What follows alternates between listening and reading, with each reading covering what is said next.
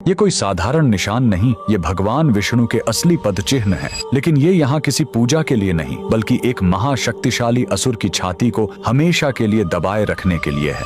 यह कहानी है असुर गयासुर की। लेकिन रुकिए, वह कोई पापी या दुष्ट राक्षस नहीं, बल्कि भगवान विष्णु का इतना बड़ा भक्त था कि उसने कठोर तपस्या करके भगवान ब्रह्मा से वरदान पा लिया। वरदान था, जो भी मुझे देख लेगा या छू लेगा उसे सीधे मोक्ष मिल जाएगा। यह वरदान इतना शक्तिशाली था कि हर पापी भी सीधे मोक्ष पाने लगा। स्वर्ग नर्क खाली हो गए और यमराज का काम ही बंद हो गया। जब प्रकृति का संतुलन बिगड़ा तो देवताओं ने एक दिव्य छल किया। उन्होंने गयासुर से उसकी पवित्र देह पर यज्ञ करने की अनुमति मांगी। जैसे ही गयासुर लेटा, वह हिलने लगा। तब ब्रह्मा जी ने मृत्यु के देवता यमराज को आदेश दिया कि वो अपने लोक से एक विशाल धर्मशिला लेकर आएं और गयासुर की देह पर रख दें।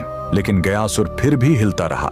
तब उसे स्थिर करने के लिए स्वयं भगवान विष्णु ने उस विशाल धर्मशिला पर अपना दाहिना पैर रख दिया, जो हमेशा के लिए अंकित हो गया। भगवान के स्पर्श से गयासुर खुश था। उसने मृत्यु से पहले भगवान विष्णु से वरदान मांगा, मेरी यह देह दुनिया का सबसे बड़ा तीर्थ बने, और जो यहाँ अपने पितरों का पिंड दान करेगा उन्हें सीधे मोक्ष मिलेगा। और भगवान के आशीर्वाद से गयासुर का वही शरीर आज बिहार का पवित्र गया शहर है, और जिस स्थान पर विष्णु ने पैर रखा था वहीं पर बना है यह प्रसिद्ध विष्णुपद मंदिर। लेकिन रुकिए, इसी मंदिर के बगल में इस फल्गु नदी में कभी पानी नहीं दिखेगा। क्यों?